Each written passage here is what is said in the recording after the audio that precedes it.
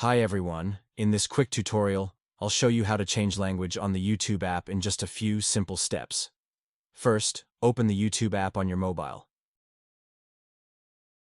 Next, tap on your profile icon in the bottom right corner. Tap on Settings. Then, tap on General. Here the location is set to United States. If you change the location, the captions and subtitles language will change accordingly.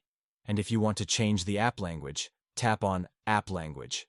Here, you will find all the available languages. Just select the one you want to switch to. Tap on Change Language. Now, wait a little. It may take some time. And as you can see, the language has been changed. And that's it. How to change language on the YouTube app. If this video helped, like this video and subscribe to my channel for more quick tech tips. See you in the next video.